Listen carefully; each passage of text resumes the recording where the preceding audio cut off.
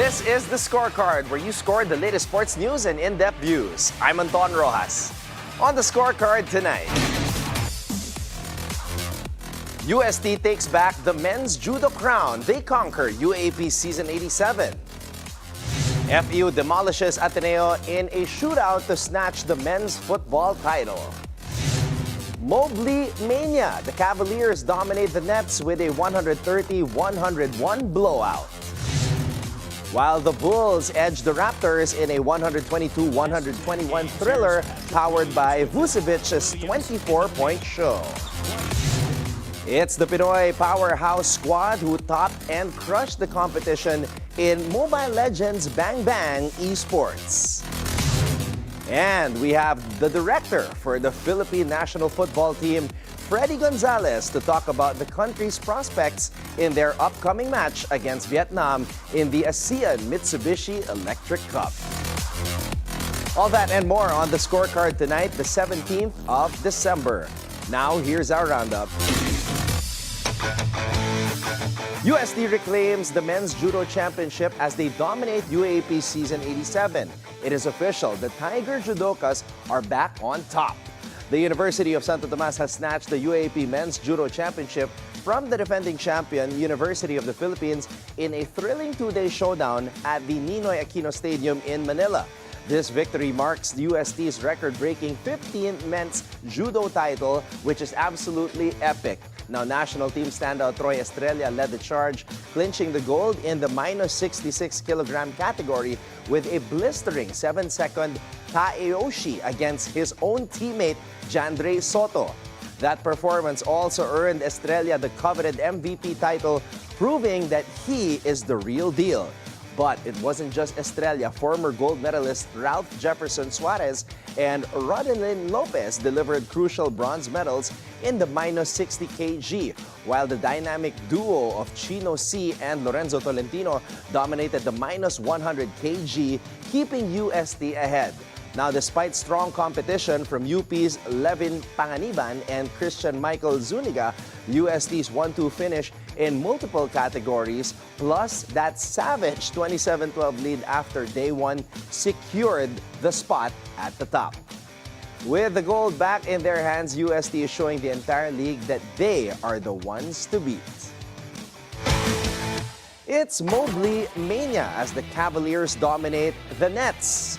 Evan Mobley was simply unstoppable, dropping 21 points to propel the Cleveland Cavaliers to a commanding 130-101 win over the Brooklyn Nets on Monday night.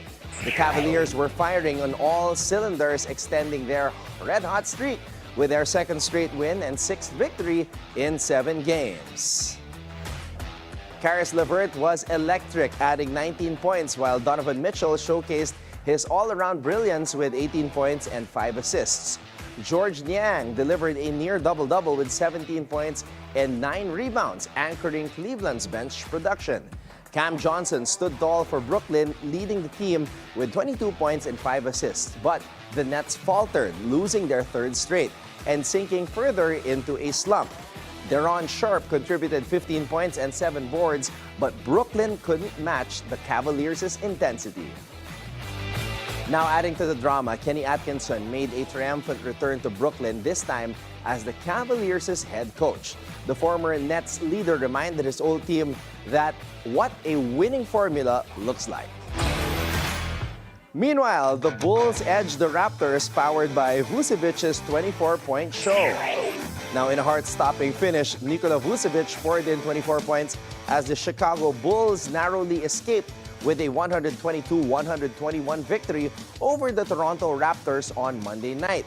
It marked the Bulls' 4th win in 6 games and proved once again that Chicago thrives under pressure.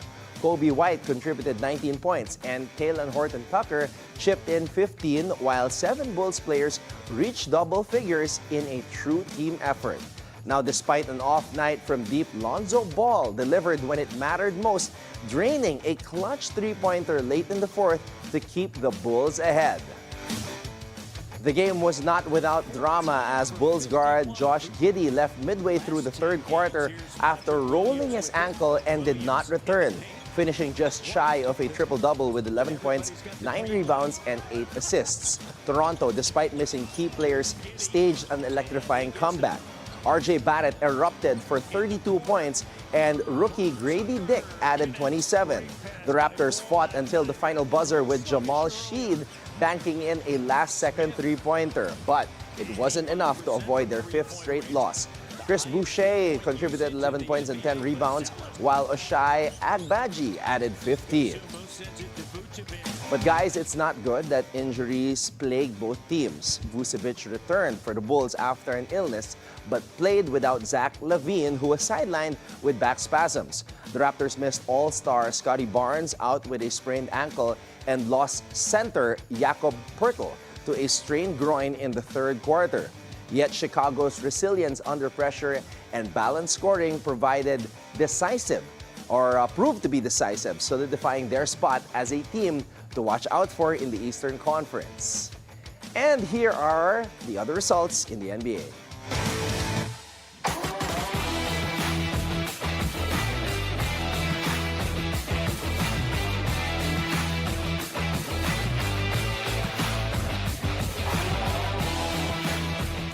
Okay, so here's some good news for Pinoy Mobile Legends Bang Bang fans.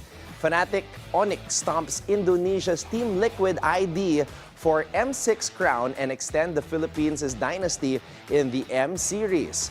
Fnatic Onyx Philippines unleashed an absolute massacre in the M6 World Championship, dismantling Team Liquid with a dominant 4-1 sweep in the grand finals at the Axiata Arena in Kuala Lumpur, Malaysia. This victory secured their 5th straight M Series title, solidifying the Philippines as the undeniable kings of Mobile Legends Bang Bang esports. Dwayne Kelra Pillas led the charge, earning Finals MVP with a spectacular performance that left no doubt about his dominance in the game.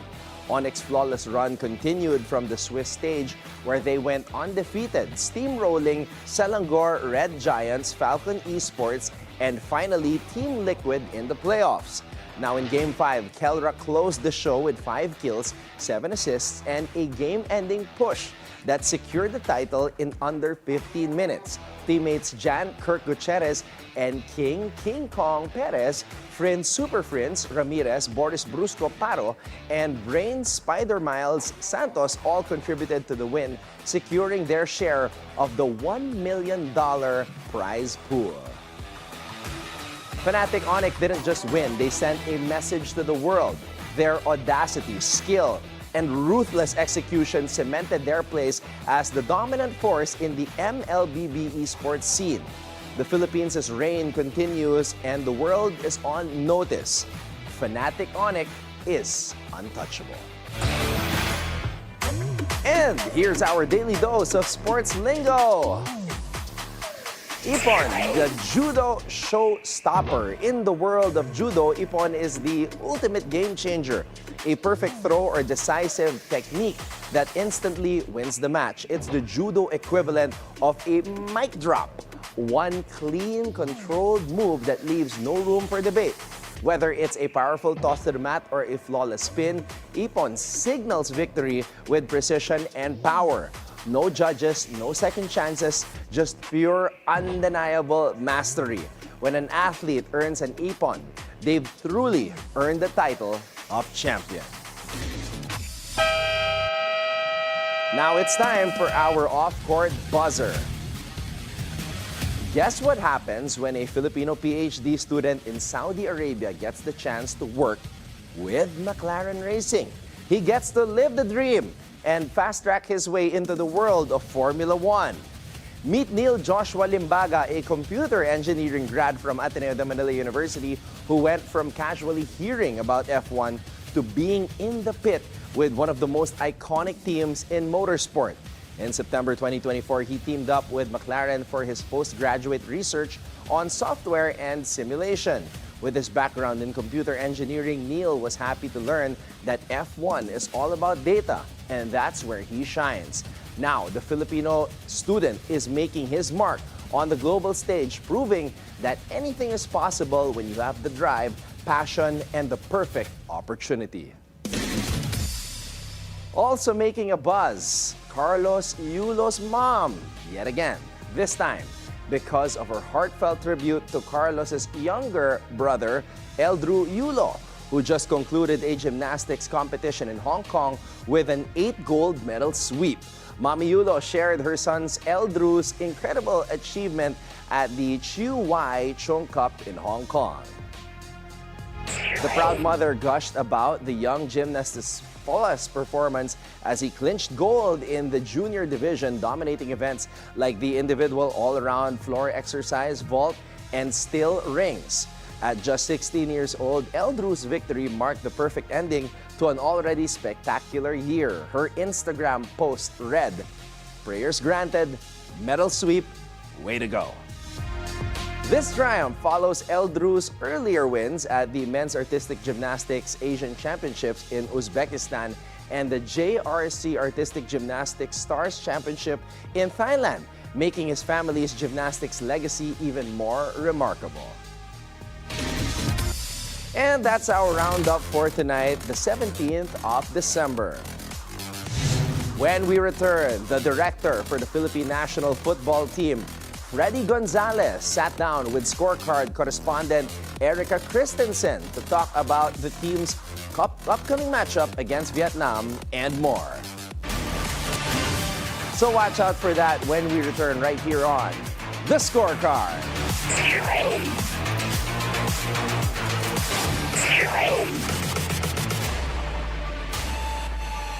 With the Philippines facing off with Vietnam this coming Wednesday at the ASEAN Mitsubishi Electric Cup, our correspondent Erica Christensen sat down with PFF Director Freddy Gonzalez to get to know more about our current national football team and their chances of pulling off a hat trick. Here's her report. So together with me right now for the Scorecard is the Director for National Team in the Philippine Football Federation, Freddy Gonzalez. Freddy, hello, and thank you so much for accepting our invitation, and welcome to the Scorecard. Anytime, anytime. All right, so let's deep dive into this interview already. I want to ask you first, what made you take on the role as the Director for National Teams for the PFF, and what exactly is this role about? Well, I kind of felt it was my way to give back to football and to help. I came through the system here in the Philippines, and I was part of the national team back in the day when we were struggling to get anything, to get games, to get funding.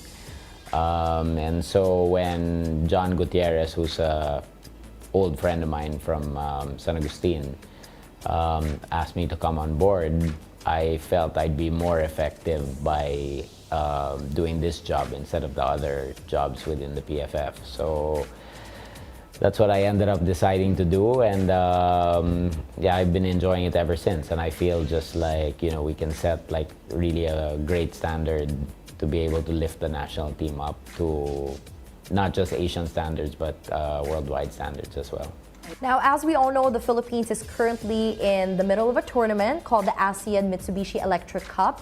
And what I've been reading on the internet was, there are a lot of netizens that actually think that this is the best Philippine team that we have sent on an international stage. What are your thoughts on this? Well, I mean, we're not complete, that's for sure. A lot of our players weren't released by their clubs because it doesn't fall on a FIFA match window. Right. So the clubs aren't obliged to release their players, right, during this time. But it is a very strong team. It's a young team. With this current team we have, we can definitely win the competition. And so we believe in these guys and really think that they can do it. So it's always going to be tough against the regional opponents, but these guys can do it. They can handle it. So following the draws we had, especially the past 2 games against Myanmar and Laos, what are you happy about specifically in regards to the team's performance, and what else could have been done to get that win? Because it was a draw, but to get what we're happy about is we're creating a lot of chances. Unfortunately, the ball's just kind of not bouncing our way right now. It's not like our attempts aren't going in, but that will come. This sometimes happens. in sports, football, basketball, where things just aren't going your way. But the fact that we're creating a lot of chances is a good sign. Second thing is the possession. We're pretty much dominating possession in both games. So, the players are comfortable on the ball, want the ball all the time, and we're moving the ball around a lot better. We can do it quicker, but those are two good signs. Another good sign is the resilience that the players are showing. Like, we've gone down 1-0 in both games, and and we shouldn't have, but that's football, it happens, and they've had the resilience to come back. So those are, in my opinion, the three good signs, and I think it's just a matter of time before the goals start going in, and we start scoring. Right. So speaking of creating opportunities, as you've mentioned on the field, in those games, specifically those two games, the Philippine team had better statistics actually in terms of possessions and shots on target, but we still fell to a draw. So what do you think was missing? I think the frustration of not being able to score. Okay. And what ends up happening sometimes is that you lose a little bit of focus, you get frustrated, So all mental. Yeah, it starts to come, and hit the players mentally, and then those kind of moments where mistakes happen. And in the two games that we had, it's that little mistake that happened that we allowed them to score goals. And so it's just about, we the first 30 minutes especially, we should have won both games within the first 30 minutes. And so I think, in this next few games, that when that happens, these guys, mentally they'll be more prepared because it's tougher opponents. So it's not necessarily that we're going to dominate outright from the beginning. It's probably going to be more of a back and forth game. But having had the experience of the two games and like going down and then coming back, and the frustration that these guys have been dealing with the past two games, I think they're gonna let that all out the next two games, and especially the next game against Vietnam, because it's a home game. So we're gonna have the home fans, and so these guys are definitely gonna wanna show everybody that they can score, in the first half and try to kill off the game, Yeah, and I mean the momentum is already there, so it's definitely it's gonna take time for sure. But in terms of, now that we're talking about the premise of keeping your mental game strong in a game, how do you usually train the team to make them mentally sharp, especially during high pressure games like this? Well, a lot of that training, is also individual. It's a team sport, but especially the mental side of it has to be done on an individual level. And, each player is different, so you handle each player, in different ways. And so Coach Albert is, really good about doing that and speaking to players individually and like talking to them as a group. So I think, with what he's been telling them, he's done a great job. And these guys really want to score. They've been dying. It's not they're more frustrated than we are, than the fans are. So it's something that these guys, they're experienced professionals, so they know how to deal with that. And I think they'll really show it the next couple of games. All right, just out of curiosity, Sir Freddy, what do you Can just call me think Freddy. does the Freddy? Yeah. What do you think does the Philippine team have that the other teams don't? Well, I think we have a lot of creative players. We have a lot of players from different football backgrounds as well. So it's hard for teams to deal with our squad because we can come at them from many different angles and different ways. So, and the creativity in the team is really strong. A lot of times, teams can act kind of like robotic and follow just, tactics to a T and can't like improvise. And we have a lot of players that can actually improvise and really be creative when they get stuck in like when they're starting to get frustrated or we're suffering on the field, right? And you saw that in the last two games, right? So we had to find a way to I mean, we were going for the win, but we had to find a way to score, and you know, these guys, they were able to find that, and I think that's where we can hurt a lot of teams, is that, you know, we can come at them from many different ways, and you know, each of the guys brings their own kind of flavor to the team. So it's nice to see, and it's a learning process. I mean, Coach Albert's been here for just a few games, so, and the philosophy and system he put in place, you know, takes time to learn and takes time to adapt, right? It won't happen overnight, and it won't happen over 5-6 games. It's gonna happen over a year, maybe 2 years, right? So, you know, it's a process. Process, a journey. Exactly. Of patience also. Of patience, and you know, we have a lot of young players, a lot of newer players that will be coming in soon as well. So it's about, you know, getting everybody on the same page. But the group is really great. Everybody is, you know, gets along really well, and it's just nice to see, you know, the dynamic among the team, you know. So I want to dive deeper into this, because I know that most of your players in the team actually come from different parts of the world. Correct, yeah. And obviously they don't get to train together physically, right? But how do you still encourage, you know, that team dynamic, that team bonding together, even if they're so far apart? So it's interesting, you know, that we do have a number of players that play, you know, in the US, in Norway, and Southeast Asia, and all over Croatia and whatnot. And a lot of them have already played with each other before. But the new guys coming in, because they're already at a very high level, they can integrate themselves into the system really well, because they know already how to play that kind of way. So, and the players that we are going to keep bringing in are, you know, of a really high level. So it's not going to be hard for them to integrate.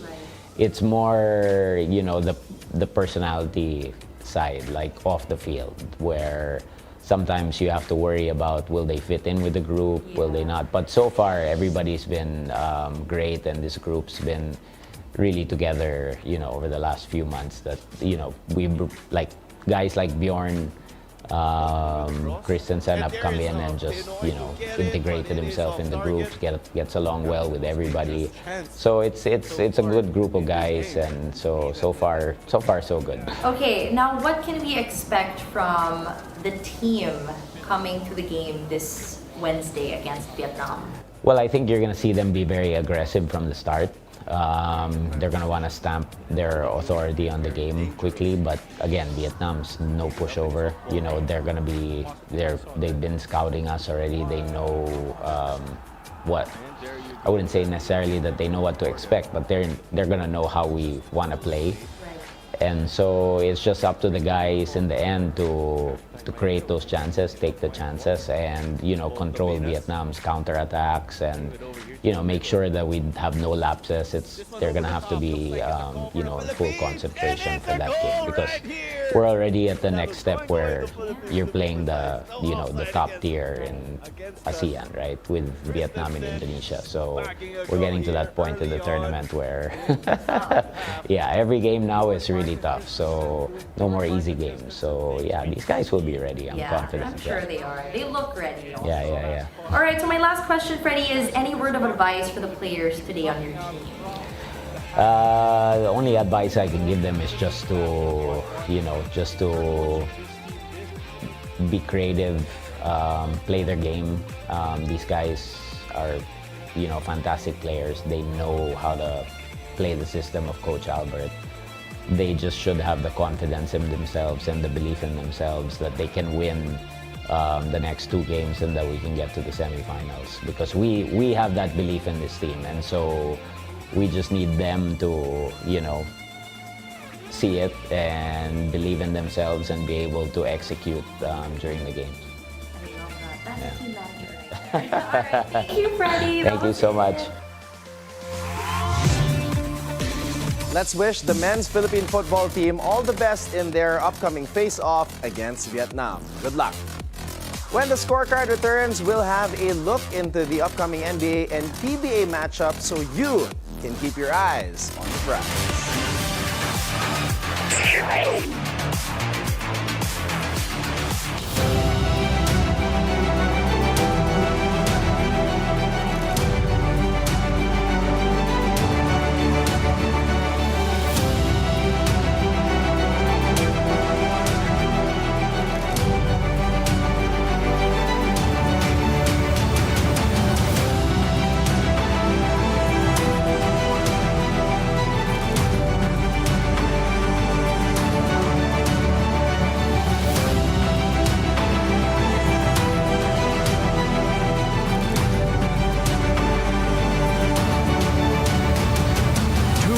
to PNC's Election 2025 Special Coverage.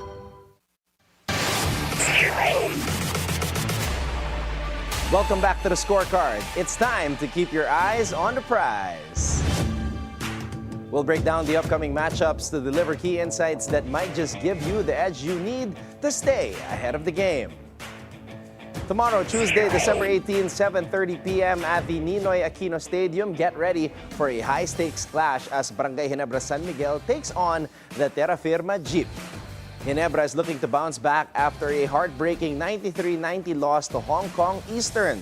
Japeth Aguilar led the Gin Kings with 26 points, while Justin Brownlee added 18. Now, despite the loss, Ginebra showed resiliency, nearly overcoming a 13-point deficit in the final minutes. With a 2-1 record, Ginebra needs to refocus as they face a Terra Firma squad hungry for their first win. Expect Brownlee, Aguilar, and Stephen Holt to step up big time in this crucial matchup. Now, on the other side, Terra Firma is coming off a 106-88 loss to San Miguel. Import Brandon Walton Edwards led the Jeep with 18 points and 18 rebounds, while Mark Nonoy contributed 14. At 0-4 in the tournament, Terra Firma is desperate for a turnaround. They'll need strong performances from Antonio Hester and Stanley Pringle if they hope to upset Ginebra and earn their first win of the conference. Ginebra has a deep roster with a balanced attack led by Brownlee and Aguilar, while Scotty Thompson and Ronje Abarrientos provide reliable support. Meanwhile, Terra Firma relies heavily on Walton Edwards and their front court, but they'll need consistency across the board to compete against a Ginebra team known for its championship pedigree.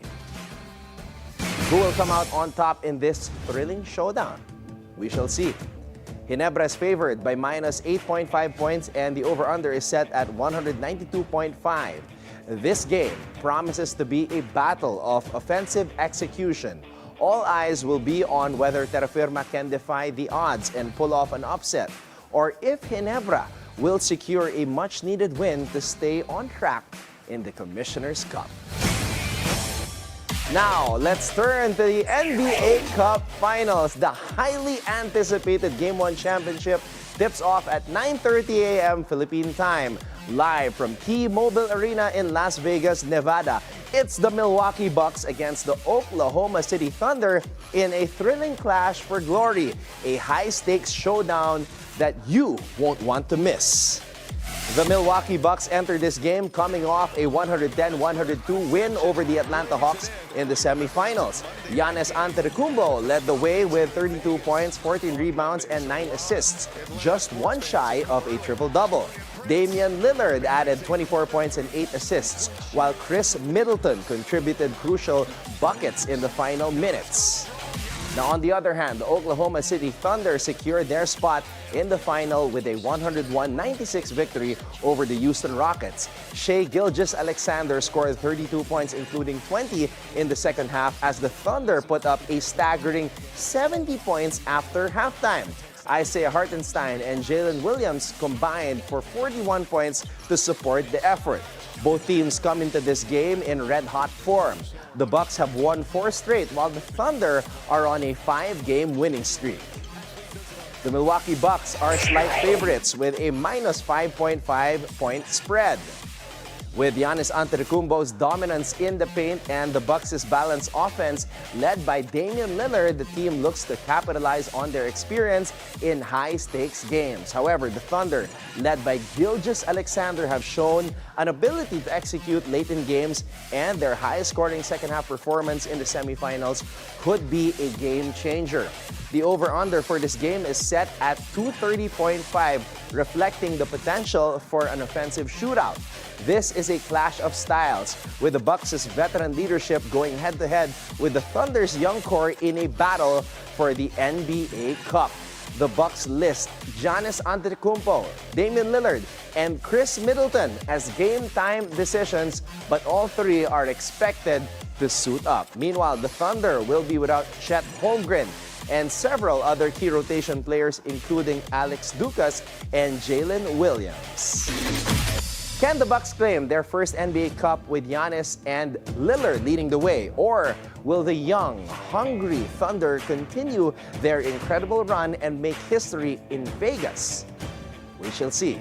That wraps up tonight's preview, so you can keep your eyes on the prize. Before we go, think on this. From the most decorated Olympian in history with 28 medals, 23 gold. So he is recognized as one of the greatest swimmers of all time, Mr. Michael Phelps. He says, "You can't put a limit on anything. The more you dream, the farther you get." And with that, thank you for joining us tonight. We'll see you again here tomorrow on The Scorecard, where sports is our business and business is our sport, right here on the Billionaire News Channel. My name is Anton Roxas. Have a blessed evening, everybody. Good night.